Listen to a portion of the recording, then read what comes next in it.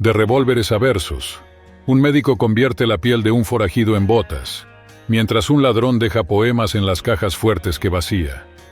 Desde finales del siglo XIX hasta principios del XX, el viejo oeste rompió el polvo de los caminos y se volvió escenario de hazañas improbables. Súbete a 25 relatos de valentía, excentricidad y sorpresas, y descubre por qué esta frontera sigue inspirando películas, series y canciones. Número 1. Tal vez pienses que el viejo oeste ya contó todos sus secretos, pero el destino de George Big Nose Parrott demuestra lo contrario. Ahorcado por una multitud en 1881, el forajido se convirtió en materia prima en manos del Dr. John Eugene Osborne, quien más tarde gobernaría Wyoming. De la piel de Parrott salieron unas botas que Osborne usó en su toma de posesión y un portafolios que andaba de oficina en oficina, soltando rumores sobre su origen macabro. El cráneo tuvo un camino aún más raro. Partido a la mitad, sirvió de cenicero, tope para puertas y portalápices en el consultorio de Lillian Held, la primera doctora del estado. Para rematar, Osborne y su colega Thomas Mackey revisaron el cerebro del muerto buscando señales que explicaran el crimen. Cada pedazo reutilizado alimentaba una historia que, entre más grotesca, más atrapaba a quien la escuchaba, y esto está lejos de ser el último capítulo. Segundo en la lista, John Wesley Hardin alimentaba su fama cada vez que podía. Le confesó a un jurado haber matado a 41 hombres. Pasó más de 20 años en prisión y en 1895 cayó con un balazo por la espalda en un salón de El Paso. Pero su fama sangrienta ya venía de antes. En 1877, después de una noche de cartas y whisky en Abilene, Kansas, Hardin subió a su cuarto. Empujó la cama contra la pared que lo separaba del granjero Charles Huger. Los ronquidos atravesaban las tablas.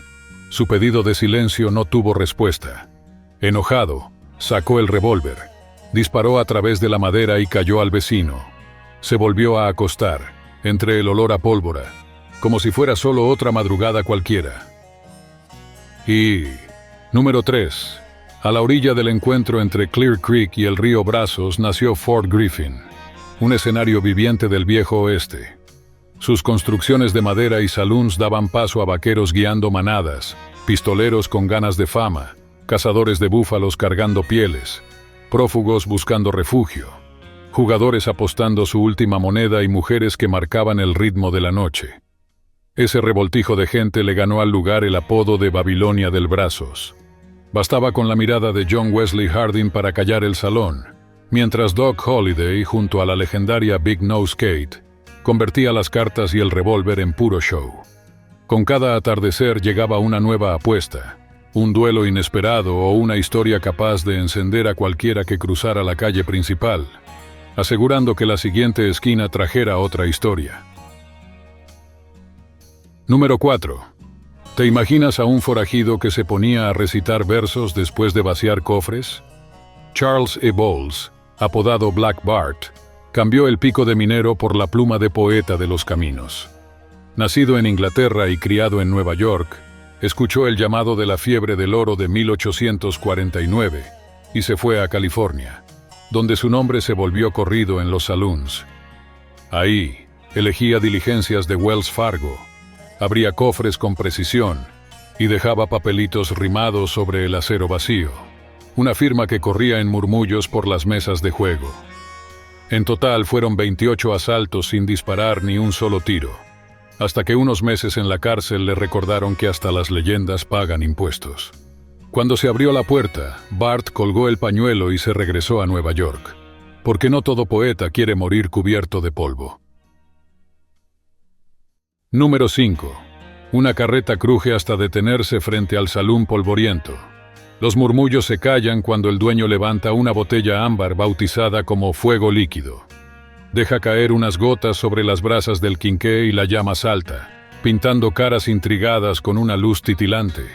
No hay receta tradicional en ese alcohol. Es una mezcla ruda de etanol, azúcar quemada y tabaco mascado. Un golpe que rasga la garganta y retumba en las sienes. Por toda la frontera corre la historia de que un solo trago hace que hasta el tirador más firme se tambalee en el banco, sude frío y acerque la mano al revólver. Quien se atreve a probarlo descubre en segundos por qué este es el elixir que todos temen en el oeste. Número 6. En 1911, una balacera en Oklahoma puso fin a la carrera del asaltatrenes Elmer J. McCurdy. Como ningún familiar reclamó el cuerpo, el funerario Joseph L. Johnson vio una oportunidad curiosa. Vistió el cadáver de forajido, le colocó un rifle en los brazos tiesos y cobró un centavo a cada curioso que quisiera ver al bandido congelado en el tiempo. Años después, 2 hombres llegaron diciendo que eran hermanos de Elmer. Johnson, contento con lo que ya había ganado, entregó el cuerpo, pero en realidad eran dueños de un circo ambulante. La nueva atracción recorrió ferias y parques hasta que la dejaron tirada en una bodega en Los Ángeles. No fue hasta 1949 que alguien se dio cuenta de que el muñeco era, en realidad, un ser humano momificado. Aún así, pasaron 27 años más de enredos burocráticos antes de que Elmer llegara, por fin, al panteón. Y créeme, la historia no termina ahí. Número 7. Hablar de robos en el viejo oeste casi siempre hace pensar en Jesse James, pero la historia cambia de rumbo cuando el foco se pone en Frank, su hermano de puntería fría. Con la banda James Younger, asaltó trenes y diligencias, sembrando miedo por los rieles y caminos. En 1882, tras la caída de Jesse, Frank se bajó del caballo y tocó la puerta del gobernador de Missouri. Me la pasé la vida entera a caballo, sin un solo día de paz. Fue absuelto y durante los 30 años siguientes cambió la pólvora por chambas sencillas, hasta que murió en 1915. Número 8. James Killer Miller, conocido como el Diácono Jim, cruzaba las llanuras secas del viejo oeste como quien hace una parada. Llegaba, arreglaba cuentas y se iba antes de que el polvo se asentara. Acusado por 14 muertes, con rumores de que fueron 50, y sospechoso de haber matado a Pat Garrett, el sheriff que se enfrentó a Billy the Kid, confundía a quien intentaba entenderlo. El mismo hombre que giraba el revólver dirigía cultos metodistas, no tocaba ni el alcohol ni el tabaco, y hojeaba himnarios con devoción. Su fama de invencible creció después de sobrevivir a 4 balazos en el pecho, gracias a una placa de acero escondida bajo el chaleco.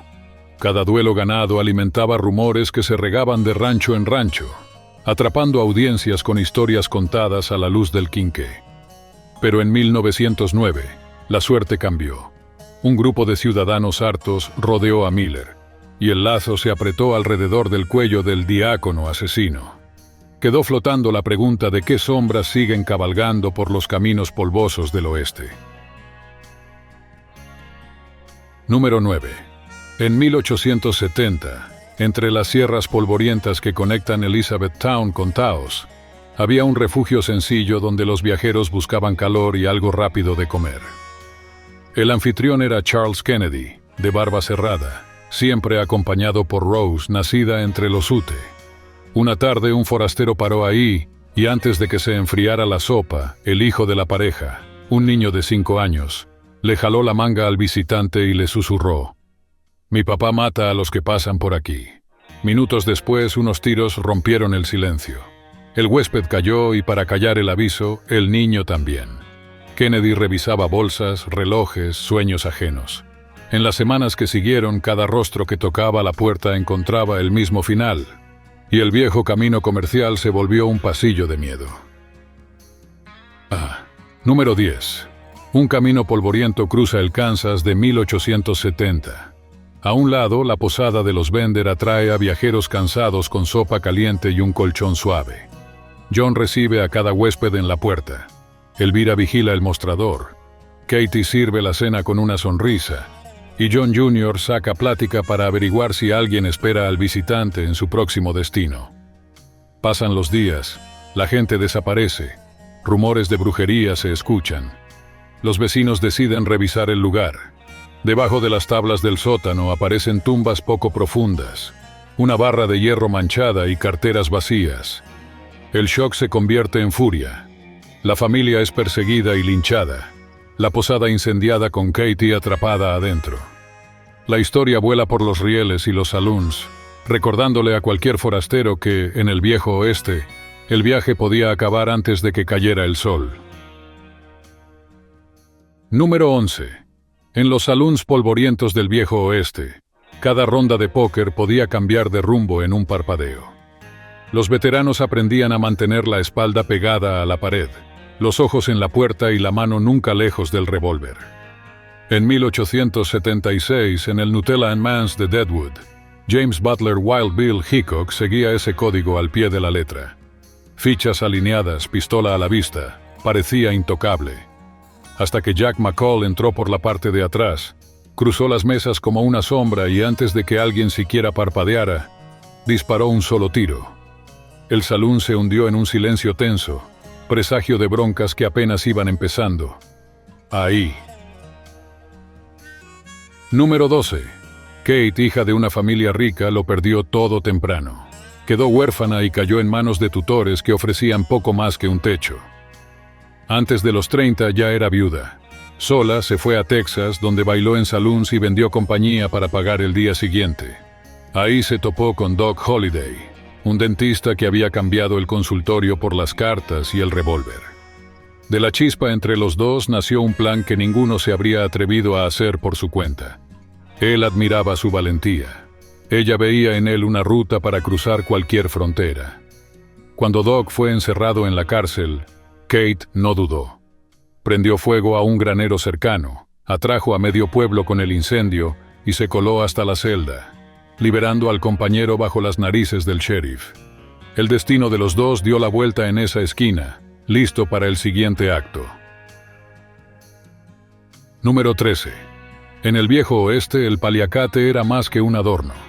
Iba junto con el sombrero, el revólver y el caballo en cada milla polvorienta.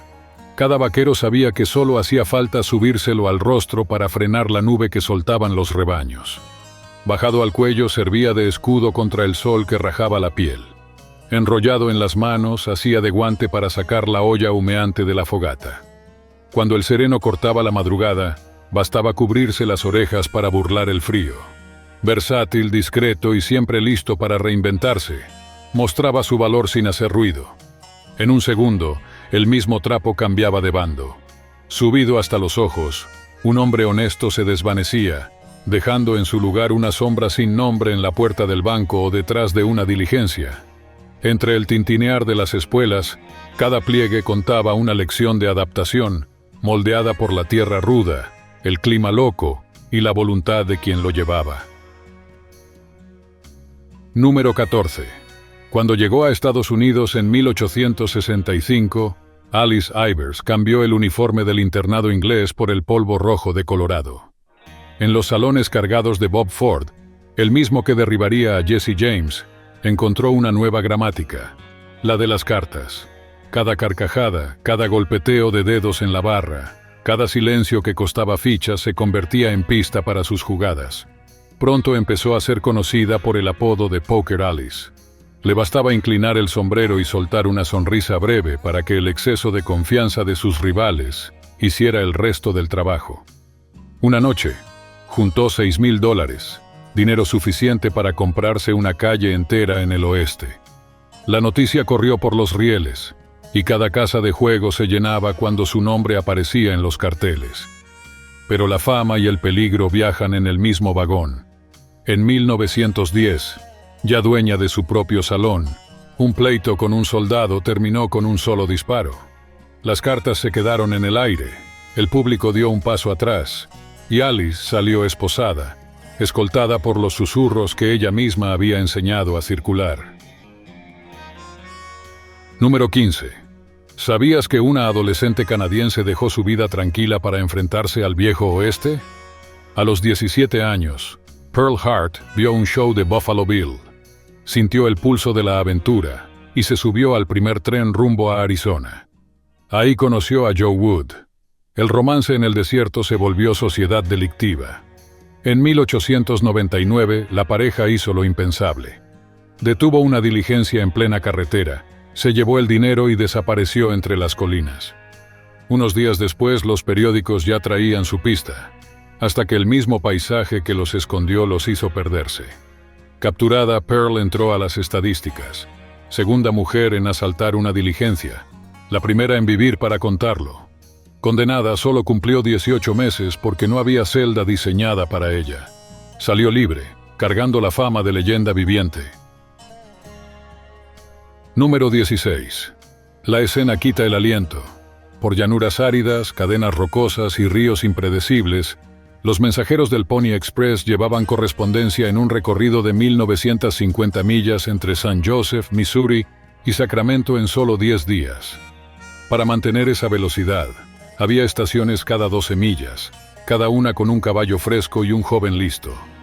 Bastaba con que el animal sintiera el peso del esfuerzo, y en un parpadeo, la mochila de cuero pasaba a otra silla, manteniendo las cartas en movimiento constante, día y noche. El servicio, lanzado en abril de 1860, quería ganarle a la lentitud de las diligencias y alimentar la ansiedad de un país en expansión que quería noticias sin esperar. La popularidad fue instantánea, pero los números no cuadraban. En 18 meses ya llevaban una pérdida de $110,000. Mientras el gobierno seguía fiel a los métodos de siempre, las líneas telegráficas avanzaban kilómetro a kilómetro, convirtiendo a esos jinetes en leyendas vivas antes siquiera de colgar las riendas. Número 17. En 1856, el Departamento de Guerra de Estados Unidos buscaba una forma directa de cruzar kilómetros de arena ardiente en el suroeste sin acabar con los caballos ni con los soldados.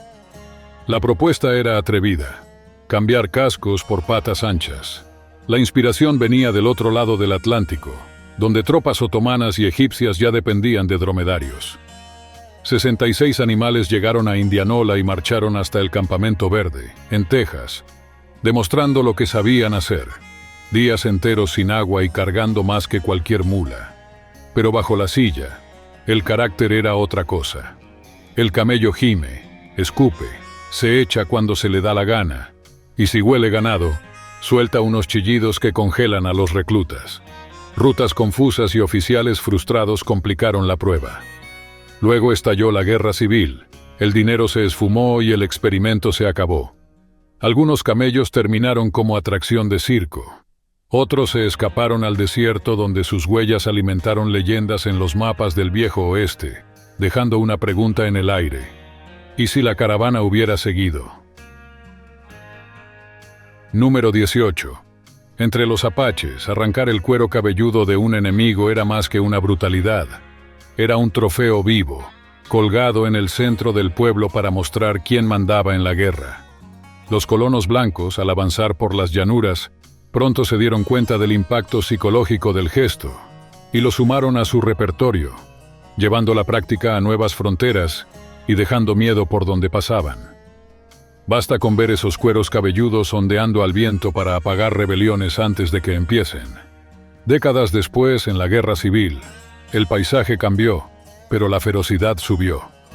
El confederado William Bloody Bill Anderson encabezó guerrilleros que convirtieron pueblos enteros en escenarios de terror. Cada cuero cabelludo expuesto era una advertencia sangrienta para quien se atreviera a resistir. Número 19. ¿Has oído hablar de la llama que aparece de la nada, parpadeando en la punta de los mástiles o en los cuernos del ganado? Cuando la electricidad de una tormenta corta el aire, las moléculas se ionizan y nace un brillo azul verdoso que baila con el viento. En los viejos barcos, ese resplandor era visto como un faro silencioso que marcaba una ruta segura. Pero en las praderas, esa misma luz le daba al ganado un aire fantasmal. Toros con pequeños arcos sobre la cabeza, caballos con las orejas paradas mientras el fuego recorría sus crines. Los vaqueros curtidos aguantaban la respiración. Sabían que ese destello del cielo podía ser señal de ruido y desmadre. Solo bastaba que un rayo tocara el suelo para que el silencio de la noche se rompiera con un estruendo, y el pasto, en un segundo, se volviera un remolino de polvo y cascos. Número 20.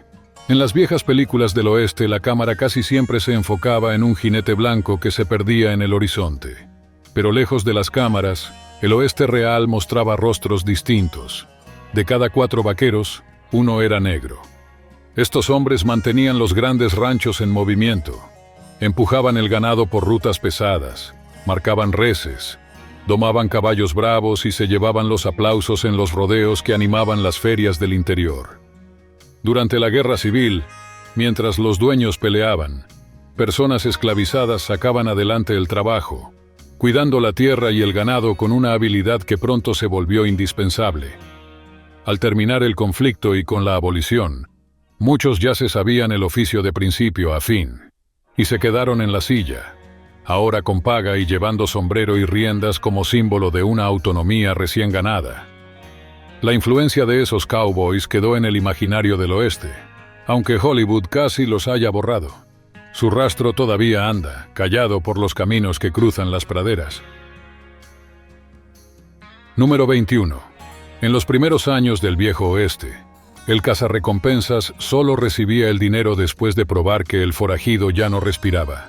Sin fotografía, la prueba exigía amarrar el cuerpo a la silla, cruzar desiertos bajo un sol que partía y un polvo grueso, llegando al despacho del sheriff solo después de días, en un trote lento que revolvía el estómago. Una imagen que quedó grabada en la escena de 3 hombres en conflicto. Cuando la cámara alcanzó esas fronteras, el guión cambió para siempre.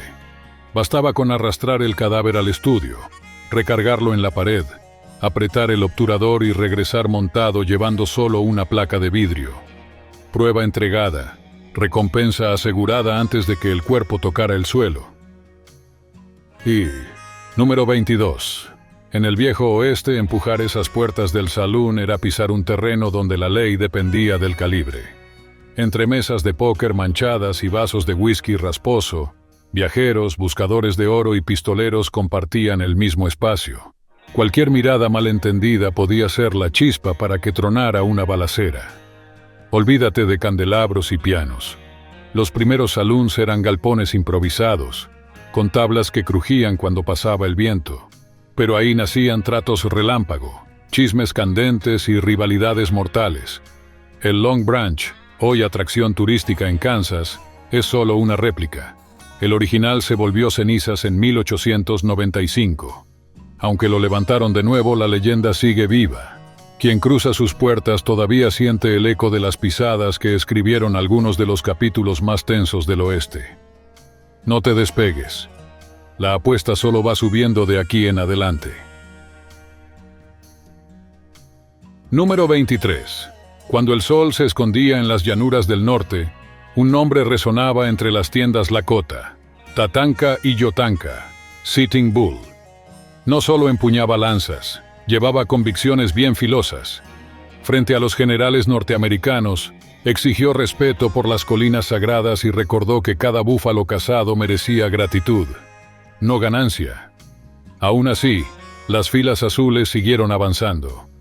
Después de años de lucha, Sitting Bull entregó el rifle y fue confinado a una reserva. Para mantener a su familia, aceptó un contrato de 4 meses en el espectáculo de Buffalo Bill. Bajo los reflectores, cabalgó por arenas llenas en Norteamérica y Europa, mientras multitudes ovacionaban al jefe que simbolizaba el viejo oeste. Pero los aplausos no alcanzaban a tapar el sonido de las cadenas apretando a su gente. Incapaz de aceptar la vida impuesta por los blancos, dejó el show atrás y regresó a la pradera, decidido a mantener vivo el aliento de una nación libre. Y la historia todavía late. Número 24. En los días polvorientos del viejo oeste, el crujir de los arneses apagaba casi todas las voces femeninas. En cada calle había 3 hombres por cada mujer. En la fiebre del oro en California, esa cuenta subía a 9. Entre balazos y vasos de whisky, ellas encontraron un escenario inesperado: el salón. Cantaban, azotaban las faldas contra las tablas y sacaban plática entrenada no para coquetear, sino para mantener el flujo constante de tragos y monedas.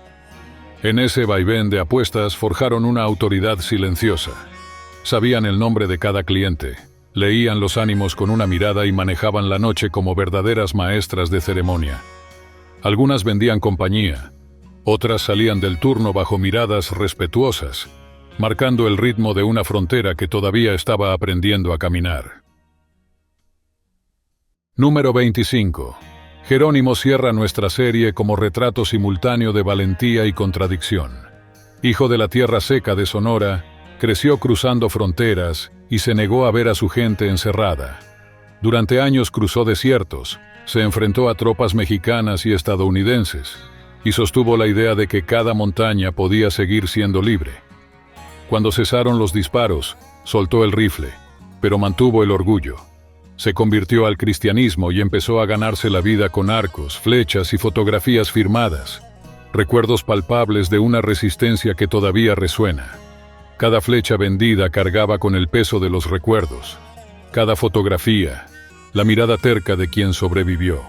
Su camino demuestra que el oeste no se hizo solo de pistoleros y batallones, sino también de naciones que, aunque vencidas, se negaron a desaparecer.